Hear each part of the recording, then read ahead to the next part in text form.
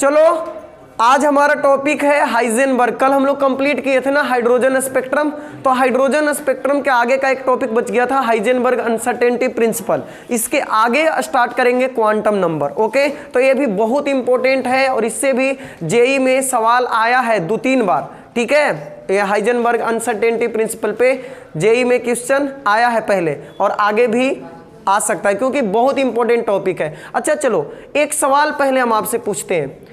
आपको बताया गया या हम ही बताएं कि एटम में इलेक्ट्रॉन, प्रोटॉन और न्यूट्रॉन रहते हैं। ठीक है, इलेक्ट्रॉन, प्रोटॉन और न्यूट्रॉन रहते हैं। प्रोटॉन और न्यूट्रॉन न्यूक्लियस में होता है और इलेक्ट्रॉन जो होता है न्यूक्लियस के चारों ओर सेल में चक्कर लगाता है। ठीक है, मूव करता है around the nucleus, but why electron can not exist in nucleus.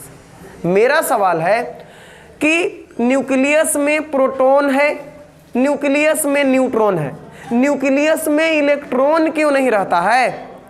Electron nucleus में क्यों नहीं रहता है? तो आप आज के बाद आप जान जाओगे कि इलेक्ट्रॉन न्यूक्लियस में एग्जिस्ट क्यों नहीं करता है। पहले हम लोग सीखते हैं Heisenberg uncertainty principle.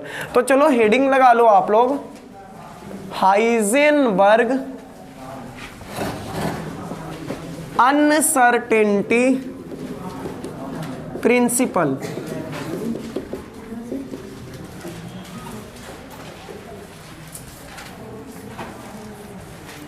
Uncertainty principle 1927 में ये प्रिंसिपल दिया गया था।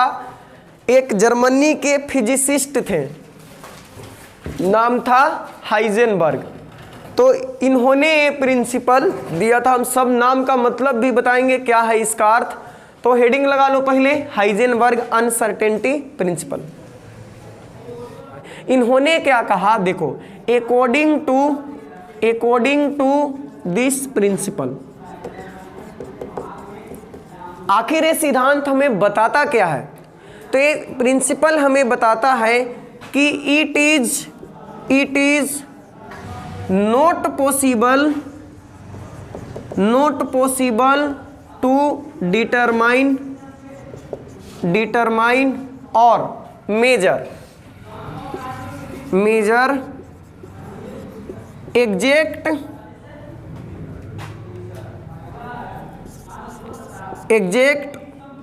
or accurate value of position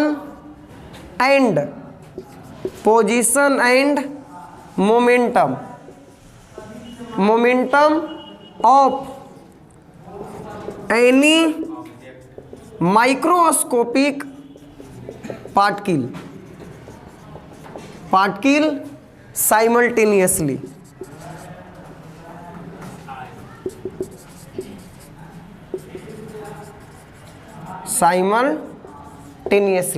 ठीक है, तो ये प्रिंसिपल हमें बताता है it is not possible to determine और कैलकुलेट एग्जैक्ट और accurate value of position and momentum of any microscopic particle simultaneously. अब एक एक वर्ड का मतलब समझते हैं। देखो पहली बात कि माइक्रोस्कोपिक पार्टिकल का मतलब क्या हो गया। तो माइक्रोस्कोपिक पार्टिकल का मतलब हुआ सबसे बहुत ही छोटे कण, बहुत ही सूक्ष्म कण, जैसे इलेक्ट्रॉन, प्रोटॉन, न्यूट्रॉन या अल्फा पार्टिकल। ठीक है, तो ये सब हो गए माइक्रोस्कोपिक पार्टिकल। एक होता है मैक्रोस्कोपिक ऑब्जेक्ट। तो बच्चों माइक्रो मीन्स होता है छोटा, स्मॉल, टिनी, और मैक्रो मीन्स होता है लार्ज, बड़ा, बहुत बड़ा। तो मैक्रोस्कोपिक ऑब्जेक्ट हमारा हो सकता है, एक बॉल हो सकता है, क्रिकेट बॉल, फुटबॉल हो सकता है, टेनिस बॉल हो सकता है, कैट हो सकता है, हाथी हो सकता है।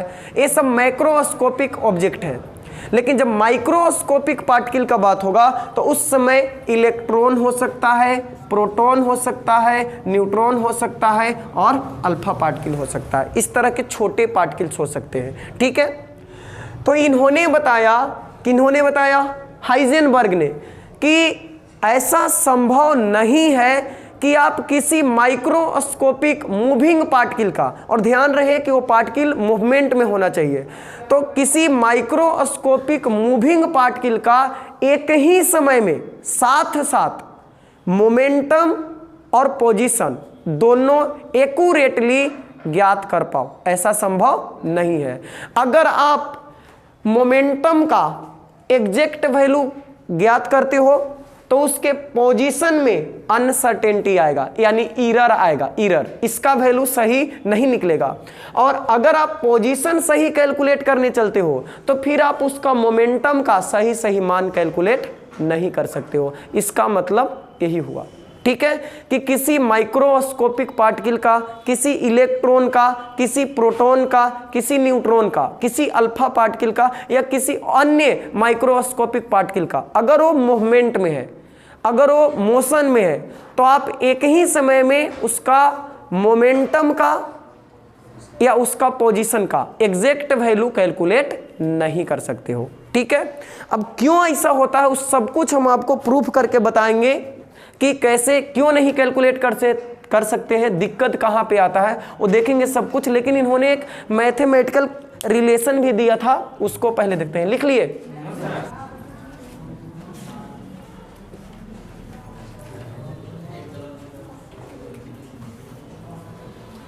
जूस पिए भर, $1 का मतलब जूस पीने भर।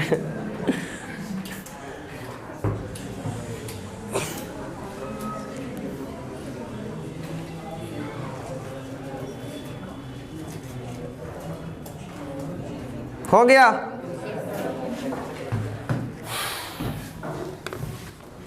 देखो इन्होंने मैथमेटिकल रिलेशन क्या दिया, uncertainty in position and uncertainty in momentum में, ठीक है। इन्होंने बताया कि देखो if del x delta x, ठीक है, del x is the uncertainty in position, ठीक है। डेल एक्स जो है वो पोजीशन का अनसर्टेनिटी है, यानी पोजीशन में कितना एरर आ रहा है वो क्या है, डेल एक्स है। And del p delta p is the uncertainty in momentum, ठीक है। Del x is the uncertainty in position and del p is the uncertainty in momentum. तो इन्होंने रिलेशन दिया कि आप इसे लिख सकते हो del x into del p, इसका जो वैल्यू होगा वो ग्रेटर और इक्वल देन होगा h/4 पाई का, ठीक है। Del x into del p is greater और इक्वल देन h/4 पाई। तो ये पहला रिलेशन हुआ। अगर आपसे इसका मिनिमम वैल्यू पूछे कि uncertainty in position and uncertainty in momentum के प्रोडक्ट का मिनिमम वैल्यू क्या होगा, तो ये जो है ग्रेटर और इक्वल देन h/4 पाई है। तो अगर मिनिमम चाहिए तो ग्रेटर होगा, बाकी तो ये इक्वल होगा h/4 पाई, नहीं तो क्या है, बड़ा है। h/4 पाई से या तो बराबर हो सकता है और नहीं तो बड़ा, तो मिनिमम क्या होगा, इक्वल होगा। तो del x into del p, अगर इसका मिनिमम वैल्यू आपको चाहिए मिनिमम, तो इक्वल हो जाएगा h/4 पाई का। तो ये सेकेंड रिलेशन आया, ठीक है। इसी से एक और रिलेशन हम निकाल सकते हैं। देखो we know that P equal to m v है ना, momentum equal to m into v, mass into velocity. अब देखो अगर हमें डेल्टा पी चाहिए, चेंज इन मोमेंटम, ये डेल्टा पी क्या है, चेंज इन मोमेंटम है। तो अगर चेंज इन मोमेंटम चाहिए तो हम लिखेंगे डेल्टा एम इंटू भी, लेकिन मास तो कांस्टेंट है, मास तो कांस्टेंट होता है किसी ऑब्जेक्ट का, तो delta p equal to m delta v. और अगर फिजिक्स का जानकारी है तो आप ऐसे भी लिख सकते हो, if initial momentum is m v 1, velocity v1 है तो मोमेंटम p1 है, p1, और final momentum p2 m v2, तो p2 minus p1 equal to mv2 minus mv1।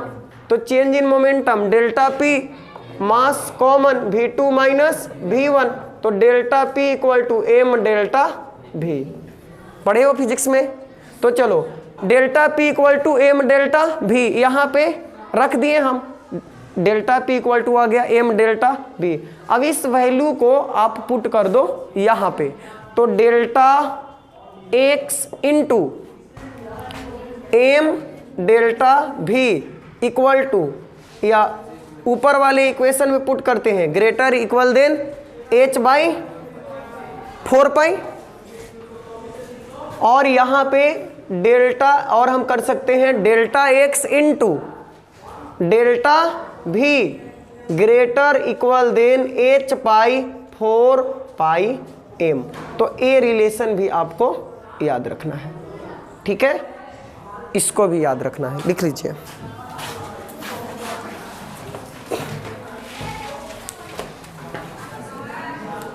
तो याद कौन कौन रखना है? ए वाला और एक ए वाला।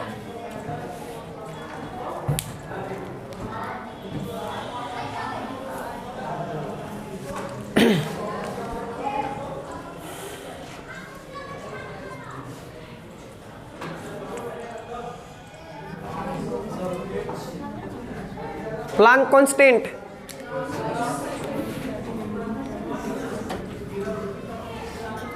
(6.62 into 10 to the power minus 34 joule second. बताए हैं ना पहले, लिख लीजिएगा। इसको, इसका इज्जत करो, नहीं तो नाम लिखेंगे इसमें। जो दुष्ट हल्ला कर रहा है ना, इसका नाम ए है, फलाना सिंह डालेंगे इसमें हम। चलो, जो हाइजेनबर्ग का रिलेशन था उससे एक नया रिलेशन आपको बताते हैं, ठीक है? तो उसमें भी थोड़ा सा फिजिक्स का नॉलेज चाहिए। देखो यहाँ पे हमारा आया del x into del p is greater equal than h by 4 pi, ठीक है? अच्छा, इसमें क्या करो बच्चों, इसको ऐसे लिखो, delta p into delta x greater equal than h by, हाँ 4 पाई नहीं 4 पाई 4 पाई। अब इसमें ना दोनों क्या करते हैं कि एक क्वांटिटी से डिवाइड करते हैं और उतना से मल्टीप्लाई करते हैं। तो delta p by delta t कर देते हैं यहाँ पे, इंटू डेल्टा x और डेल्टा t, ठीक है? इतना डेल्टा t से मल्टीप्लाई किए हैं और डेल्टा t से डिवाइड किए हैं। बताओ ये कैंसिल हो जाएगा, फिर से वही आएगा, greater equal than h by 4 pi. अब बताओ change in momentum per unit time is equal to force, ठीक है? Change in momentum per unit time with respect to time is called force. है, पता है कि नहीं पता है? बताओ न्यूटन्स कौन सा नियम? Second law, Newton's second law. तो change in momentum with respect to time force, और force into displacement is equal to energy. तो फोर्स इनटू डिस्प्लेसमेंट क्या होता है? एनर्जी होता है। तो हम लिख सकते हैं डेल्टा ई, ठीक है? डेल्टा ई, ये पूरा हो गया फोर्स और ये डिस्प्लेसमेंट, तो एनर्जी आया। और यहाँ पे क्या है? Delta t greater equal than h by 4 pi. तो ये डायरेक्ट रिलेशन कभी भी आपसे एग्जाम में पूछा जा सकता है, क्योंकि अभी तक पूछा नहीं है, ठीक है? तो इसको भी आप लिख लो।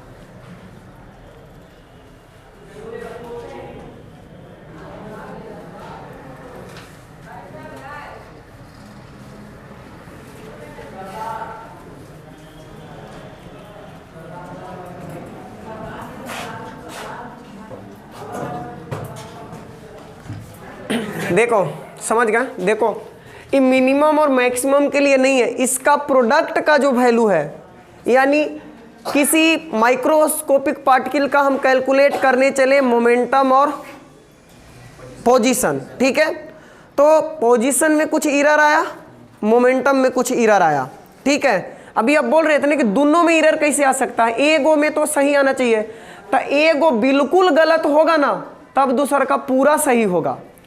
समझिएगा बात को, अगर मोमेंटम पूरी तरह से 100% रॉन्ग होगा तब इसका 100% सही माना आएगा, और पोजीशन अगर आप 100% एक्यूरेट कैलकुलेट कर लिए तो मोमेंटम 100% रॉन्ग आएगा।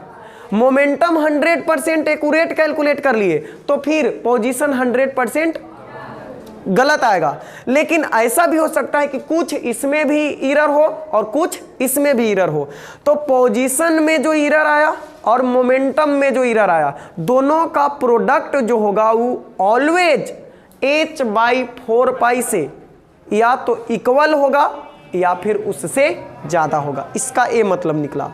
अब देखो केस हम बनाते हैं, आपका सवाल का जवाब थोड़ा सा और देंगे हम, अलग अलग केस बना के देखो, और डायरेक्ट आपको क्वेश्चन मिलेगा उस पे। Case 1, case first, if delta x is 0। अभी डेल्टा एक्स 0 का मतलब समझ रहे हो, इसका मतलब ये हुआ कि जो पोजीशन में अनसर्टेनिटी था, यानी जो एरर था वो 0 हो गया, मतलब कोई भी एरर नहीं रहा। मीन्स इसका मतलब हुआ uncertainty in position is 0। Position में कोई अनसर्टेनिटी नहीं है, मतलब आप इसका एक्यूरेट वैल्यू ले रहे हो। इन दिस केस अब देखो क्या होगा, del x into del p greater equal than h/4π। तो अगर हम इसको करें तो delta p greater equal than h/4π, और डेल्टा एक्स कहाँ आएगा, नीचे आएगा। अब ये जो डेल्टा एक्स है इसको आप क्या रखे हो, 0, तो डेल्टा पी जो आएगा वो इन्फानाइट हो जाएगा। तो एक का अनसर्टेनिटी 0 होगा तो दूसरा का अनसर्टेनिटी इन्फानाइट होगा, ठीक है। सेकेंड केस बनाते हैं, case 2, if delta p is 0 means uncertainty in momentum is 0। अगर मोमेंटम का अनसर्टेनिटी 0 हो गया तो फिर से हम लिखेंगे delta x into delta p greater equal than h/4π। तो डेल्टा एक्स इक्वल टू क्या आएगा, ग्रेटर इक्वल देन h/4π, और डेल्टा जो कि आप क्या माने हो 0, इसमें अनसर्टेनिटी 0 है तो डेल्टा एक्स क्या होगा, इन्फानाइट होगा। तो अगर पोजीशन में अनसर्टेनिटी 0 है तो मोमेंटम का अनसर्टेनिटी इन्फानाइट होगा, और मोमेंटम का अनसर्टेनिटी 0 है तो पोजीशन का अनसर्टेनिटी इन्फानाइट होगा। लिखो, कुछ क्वेश्चन करते हैं इस पे।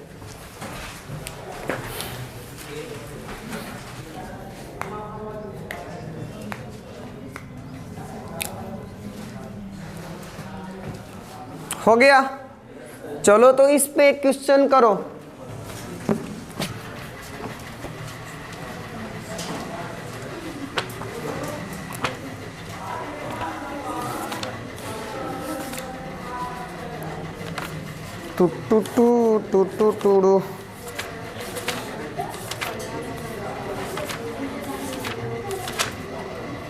लिखो तो बच्चों एगो क्वेश्चन, चलो लिखो। ए golf ball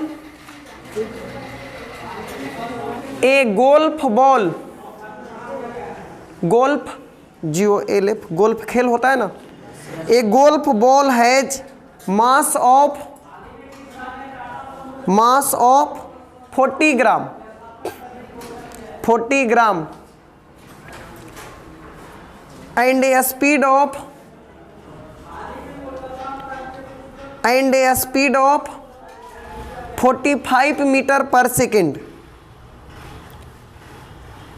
45 meter per second, full stop. If the speed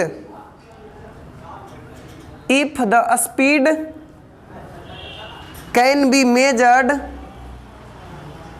if the speed can be measured with an accuracy of 2%, an accuracy of 2%, comma, calculate the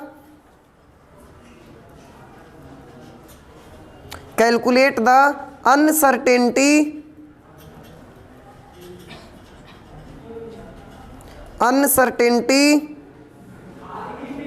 in the position, uncertainty in the position.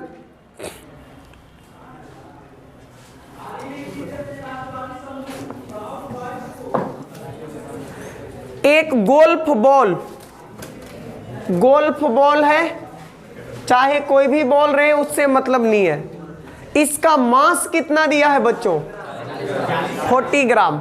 Very good, 40 ग्राम। और speed कितना दिया है?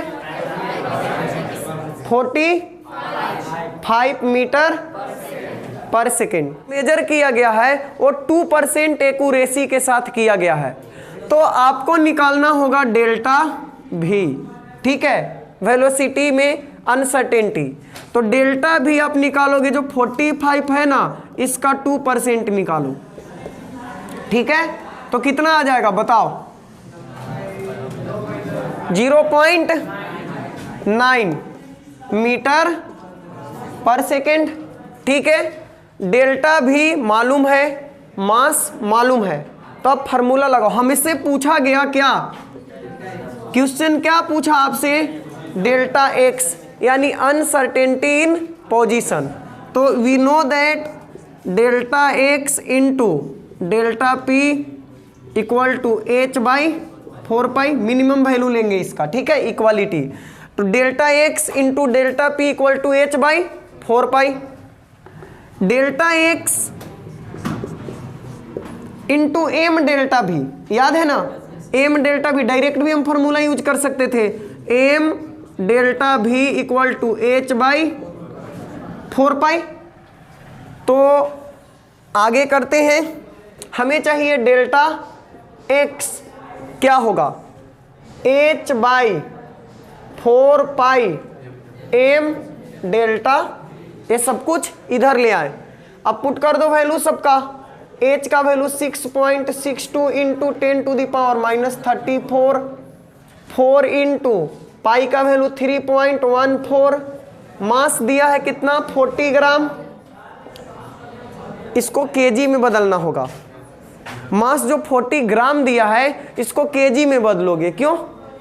क्योंकि ये metre पर second है, h का value joule second में है यानी SI यूनिट में, तो बाकी इसको भी SI यूनिट करना होगा। तो 40 इंटू 10⁻³ kg हो गया। और डेल्टा भी कितना आया है?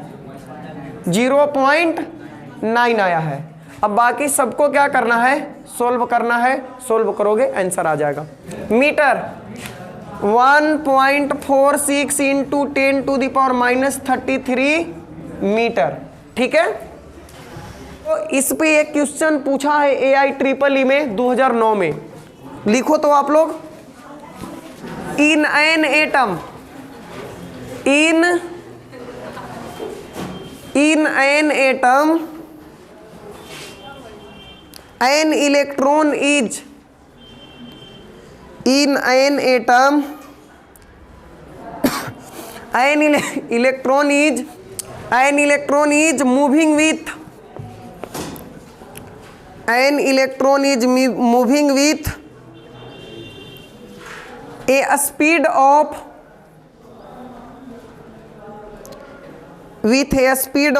600 meter per second, 600 meter per second with with an accuracy of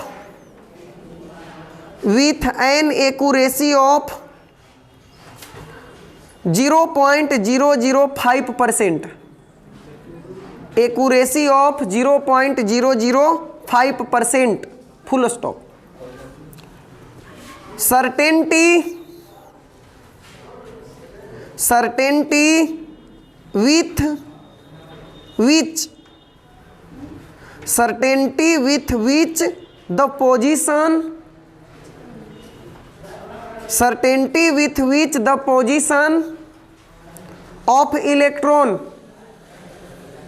position of electron can be located is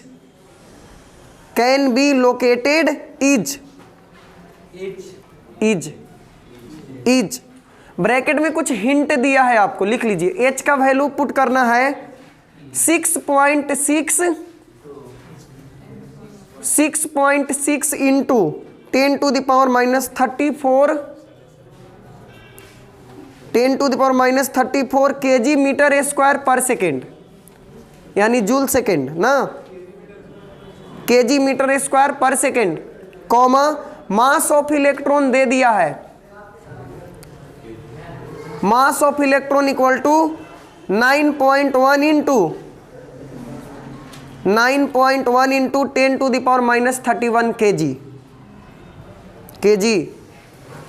this question asked in AIEEE 2009. एक पूछा हुआ क्वेश्चन है, आप ट्राई करो। अभी जो हम आपको बताए हैं बच्चों, हूबहू वही क्वेश्चन है, ठीक है। कोशिश करो अपने से, फिर हम डील करते हैं।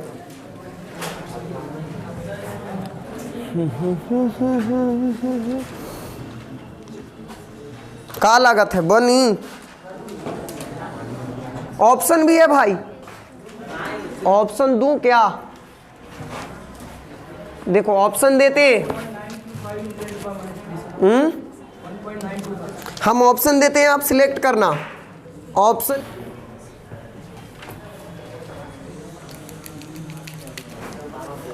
In an atom, an electron is moving with a speed of 600 metre पर सेकेंड।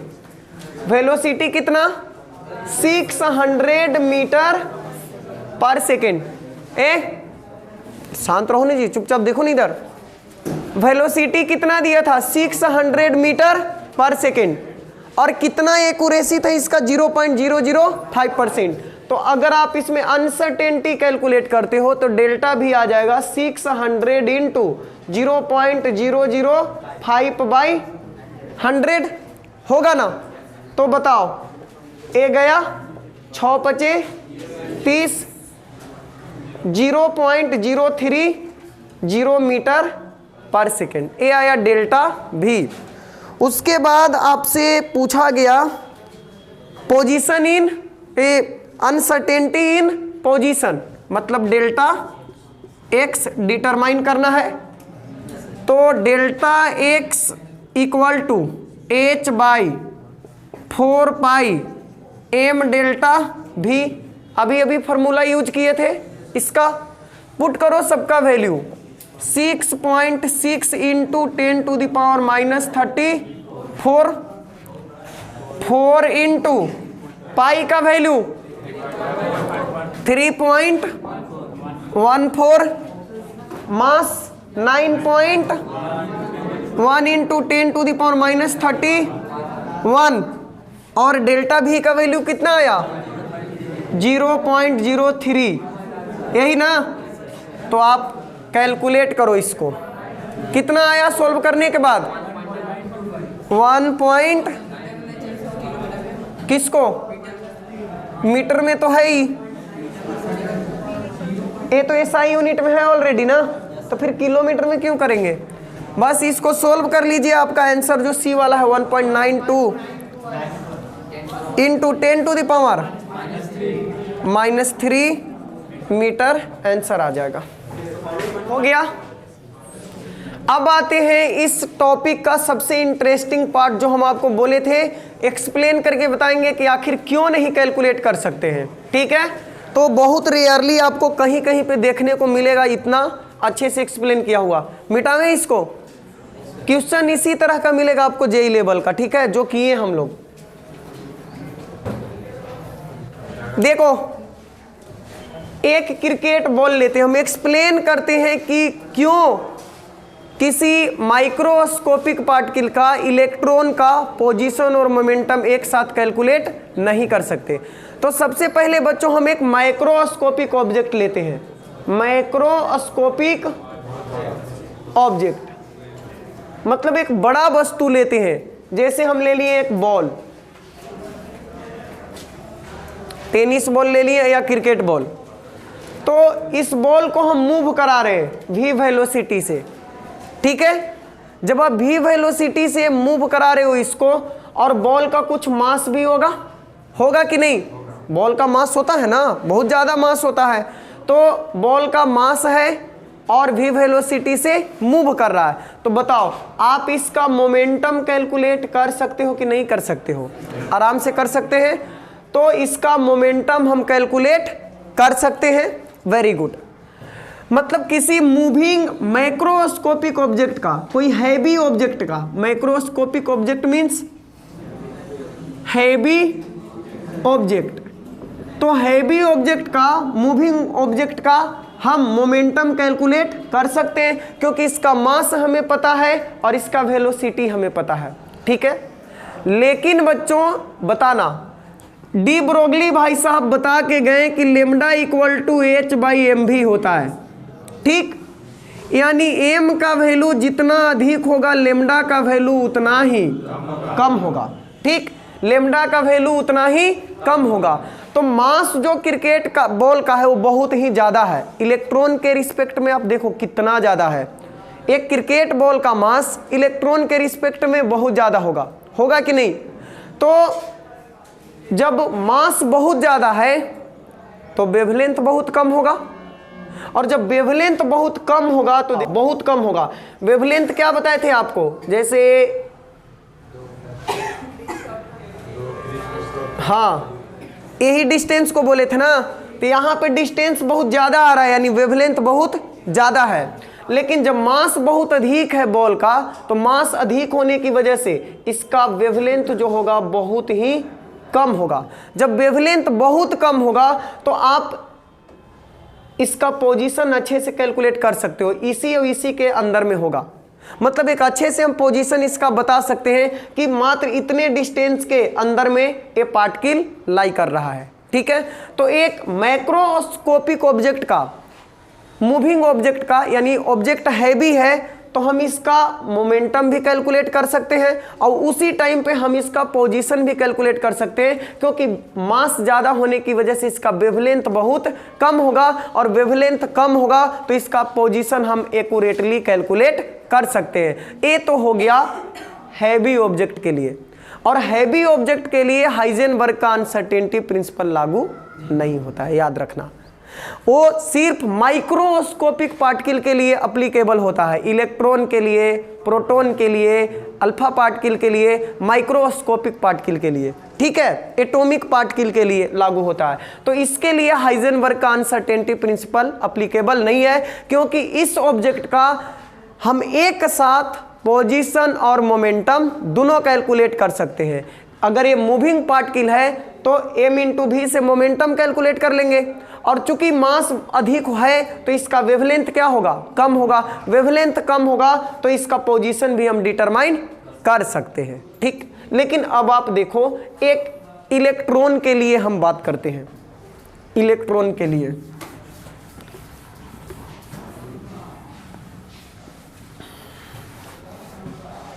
देखो, इलेक्ट्रॉन इतना स्मॉल पार्टिकल है कि हम उसे देख नहीं सकते हैं, ठीक है, फिर भी ट्राई करते हैं। देखो, नेक्ड आई से ना देख सकते, माइक्रोस्कोप से तो देखा ही जा सकता है। ए न्यूक्लियस है किसी एटम का और ए इसका सेल है। मान लेते हैं कि यहाँ पे इलेक्ट्रॉन जो है सेल में घूम रहा था, इसका पोजीशन हमें मालूम नहीं था कि इलेक्ट्रॉन एक्चुअल में कहाँ पे है। इस न्यूक्लियस में, न्यूक्लियस के अराउंड इलेक्ट्रॉन जो है कहाँ पे एग्जिस्ट करता है, कहाँ पे इलेक्ट्रॉन का एक्चुअल पोजीशन है, एक्यूरेट पोजीशन क्या है, हम जानना चाह रहे थे। तो जब जानना चाह रहे थे तो इसके लिए करेंगे हम क्या, क्योंकि देख तो सकते नहीं है, तो यहाँ पे हम लाइट इंसिडेंट करवाएंगे। ठीक है, जब लाइट इंसिडेंट करवाएंगे तो जहां पे इलेक्ट्रॉन, बहुत सारा लाइट इंसिडेंट करवाएं, तो जहां पे इलेक्ट्रॉन होगा उससे टकरा के ये लाइट क्या होगा, रिफ्लेक्ट होगा। इससे टकरा के लाइट क्या होगा, रिफ्लेक्ट होगा। और इस रिफ्लेक्टेड लाइट को हम लोग एनालाइज करेंगे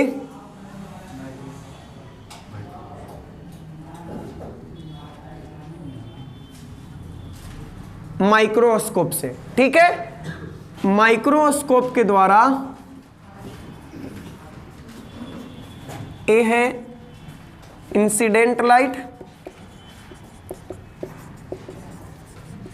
अभी क्या है, रिफ्लेक्टेड लाइट। ठीक है, तो यहां से हम लाइट इमिट करवाएं, यहां से लाइट डालें इस पे, रिफ्लेक्ट होके इलेक्ट्रॉन से और लाइट जो गया उसको हम माइक्रोस्कोप से देखें। तो बात को अब समझना, इलेक्ट्रॉन पे अगर आप बहुत लो एनर्जी का लाइट इंसिडेंट करवाते हो तो हम जानते हैं कि E = hc/λ होता है। तो अगर आप हाई वेवलेंथ का, अधिक वेवलेंथ का लाइट इंसिडेंट कराते हो तो रिफ्लेक्टेड लाइट का भी वेवलेंथ अधिक होगा। समझना बात को जो बता रहे हैं, फिर लास्ट में पता चलेगा कि जो हम बताना चाह रहे थे वो आपको क्लियर हो गया। ध्यान से सिर्फ समझो, जब हम यहाँ पे इंसिडेंट लाइट अधिक वेवलेंथ का लेंगे तो रिफ्लेक्टेड लाइट का भी वेवलेंथ क्या होगा, अधिक होगा। जब रिफ्लेक्टेड लाइट का वेवलेंथ अधिक होगा बच्चों, तो देखो ये वेवलेंथ कुछ इस तरह का होगा।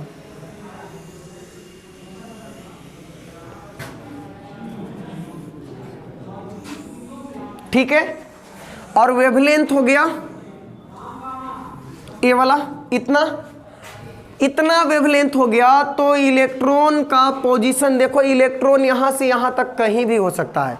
ठीक है, तो इतना बड़ा वेवलेंथ में आपको इलेक्ट्रॉन का एग्जैक्ट पोजीशन मालूम नहीं चलेगा।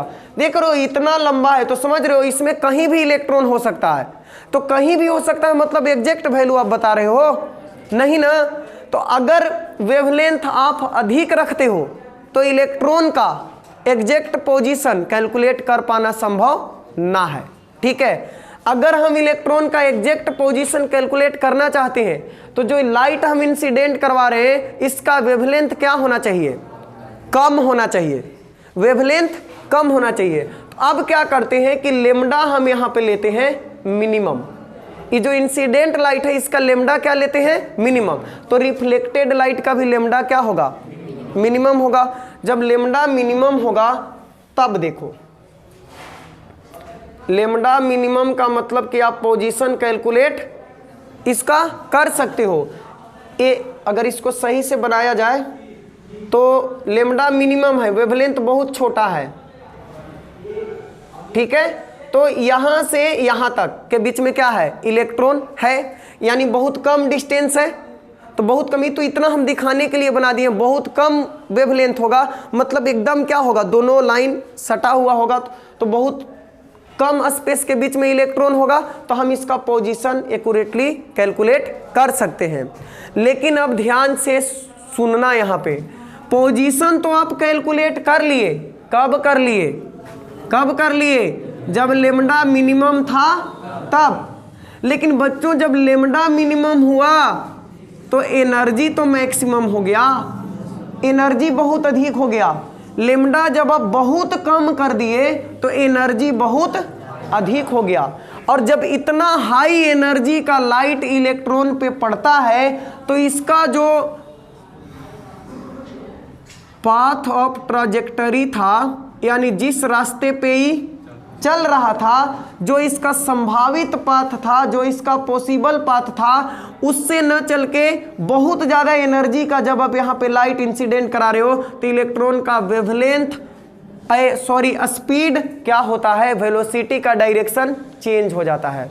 वेलोसिटी और वेलोसिटी का डायरेक्शन चेंज हो जाता है। तो जब वेलोसिटी का डायरेक्शन चेंज हो गया, वेलोसिटी चेंज हो गया, मींस आप इसका एक्यूरेट मोमेंटम का मान कैलकुलेट ना कर सकते हो, क्योंकि मोमेंटम तो P = mv होता है और वेलोसिटी यहाँ पे क्या हो जा रहा है, चेंज हो जा रहा है, और इसका जो डायरेक्शन है, जो इसका पॉसिबल पाथ था उससे हट गया, अलग हो गया, इसलिए आप इसका मोमेंटम कैलकुलेट नहीं कर सकते हो। तो अगर पोजीशन कैलकुलेट करना चाहते हो इलेक्ट्रॉन का, तो वेवलेंथ को कम करना होगा। जब वेवलेंथ को कम करोगे तो E = hc/λ, एनर्जी हाई हो जाएगा, यानी कम वेवलेंथ का लाइट यहाँ पे इंसिडेंट करवाना है, मीन्स इस लाइट का एनर्जी अधिक है, और हाई एनर्जी का लाइट जब इस पे इंसिडेंट होता है तो इलेक्ट्रॉन का वेलोसिटी का डायरेक्शन ही चेंज हो जाता है, जिसके वजह से हम इसका मोमेंटम कैलकुलेट नहीं कर पाएंगे। तो इसलिए कहा गया कि इलेक्ट्रॉन का यानी माइक्रोस्कोपिक पार्टिकल का पोजीशन और मोमेंटम दोनों का एक्यूरेट मान एक साथ साइमल्टेनियसली कैलकुलेट कर पाना संभव नहीं है। तो यहां से ये प्रूफ हो गया। यही इसका अरेंजमेंट है जिससे हम पता कर सकते हैं कि कैसे ये नहीं आ पाता है एक साथ। अब हमारा लास्ट क्वेश्चन था जो आपसे हम पूछे थे कि why electron can not exist in nucleus, electron nucleus में आखिर क्यों नहीं रहता है। तो चलो हाइजेनबर्ग अनसर्टेनिटी प्रिंसिपल का यूज करके हम वो भी आपको बता देते हैं। देखो, ए कोई एटम और ए इसका न्यूक्लियस, ठीक है, न्यूक्लियस है।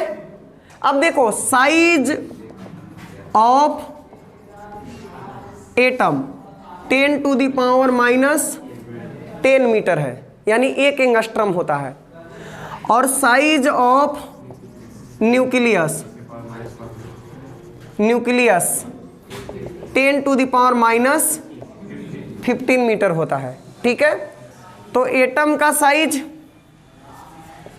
और न्यूक्लियस का साइज, एटम का साइज 10⁻10 मीटर और न्यूक्लियस का साइज 10⁻15 मीटर, ठीक है। अब चलो हम ये मान लेते हैं, ऐसा हम मान लेते हैं कि इलेक्ट्रॉन न्यूक्लियस के अंदर ही है, इलेक्ट्रॉन न्यूक्लियस के अंदर है, तो डेल्टा एक्स का वैल्यू क्या होगा, 10⁻15 मीटर हो जाएगा कि नहीं हो जाएगा, क्योंकि इसी के अंदर में ना है। मान लिए ना, हम लेट एज्यूम किए कि हमें पता करना है कि आखिर न्यूक्लियस के अंदर इलेक्ट्रॉन क्यों नहीं होता है, तो हम मान लेते हैं कि है न्यूक्लियस के अंदर, देखते हैं क्या आता है आगे।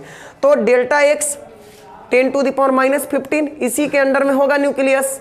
अच्छा, मास ऑफ इलेक्ट्रॉन बताओ, 9.1 × 10⁻31 kg होता है।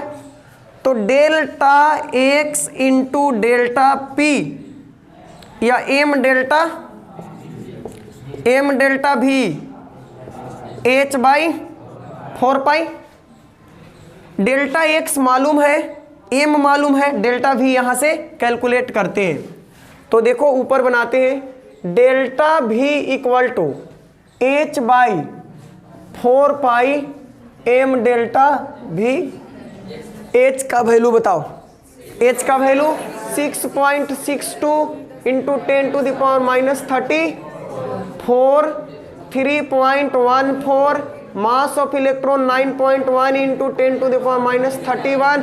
और अच्छा डेल्टा एक भी कैलकुलेट करना है, तो यहाँ पे क्या होगा, डेल्टा एक्स होगा। तो डेल्टा एक्स का वैल्यू 10⁻15 होगा 6.62 इंटू, ये ऊपर जाएगा, पहले तो इसको करो, 15 × 31 कितना हो जाएगा, 46 ऊपर गया, 46 में से 34 घटाओ, 12 10⁻12 नीचे 3.14 इंटू 4 36.4, फिर से एक बार 6.62 इंटू 10⁻12 0.058 चलो कोई बात नहीं, ठीक बोला है, इंटू 10⁻12 ये मीटर में आएगा। अच्छा बताओ, इसको इधर करते हैं, तो 5.8 इंटू 10⁻10 मीटर। ये जो स्पीड आया है जरा ध्यान से देखो, 5.8 इंटू 10⁻10 मीटर, ये लाइट के स्पीड से भी ज्यादा है कि नहीं? हाँ स्पीड है पर सेकेंड, तो 5.8 इंटू 10⁻10 मीटर पर सेकेंड, ये स्पीड जो है लाइट के स्पीड से भी ज्यादा है, जो कि पॉसिबल नहीं है, क्योंकि इलेक्ट्रॉन में मास होता है। समझना बात को, इलेक्ट्रॉन में मास होता है और जो लाइट है फोटोन, उसमें मास। तो किसी भी लाइट वाले पार्टिकल का वेलोसिटी कभी भी बिना मास वाले, किसी भी मास वाले पार्टिकल का वेलोसिटी बिना मास वाले पार्टिकल से अधिक नहीं हो सकता, यानी फोटोन से किसी चीज का वेलोसिटी अधिक नहीं हो सकता है।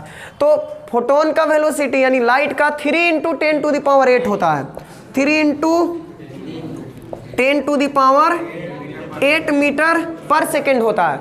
और ये आया कितना है? 5.8 इंटू 10⁻10, यानी 100 टाइम्स अधिक आया है, 100 टाइम्स अधिक आया है, उससे भी ज़्यादा, जो कि पॉसिबल नहीं है। तो यहाँ से प्रूफ होता है कि हम जो माने थे कि इलेक्ट्रॉन न्यूक्लियस में रहता है, वो क्या हो गया? गलत हो गया। मीन्स इलेक्ट्रॉन न्यूक्लियस में नहीं रहता है, ठीक है, क्योंकि इसका वेलोसिटी लाइट के वेलोसिटी से भी अधिक आ जा रहा है, जो कि पॉसिबल नहीं है। अब इसको आप बना भी सकते हो। क्वेश्चन है why electron can not exist in nucleus, electron nucleus में क्यों नहीं रहता है?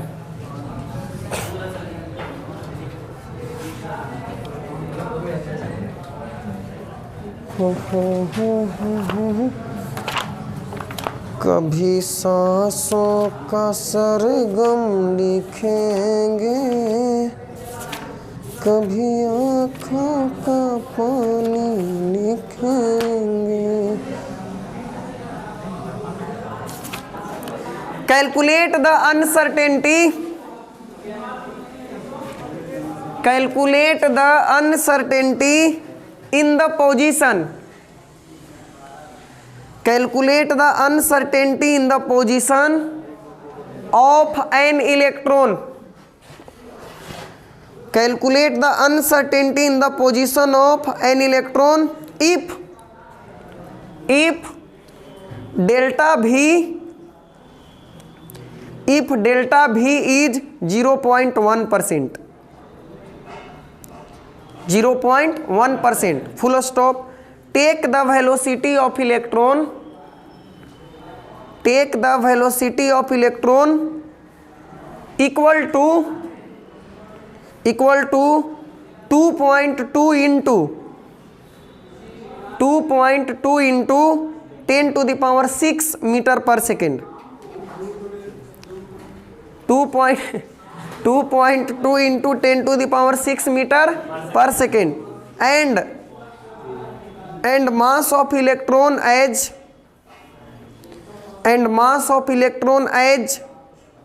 9.108, mass of electron as 9.108 into 10⁻³ kg। Answer comment करके बताना है। पंछोछरा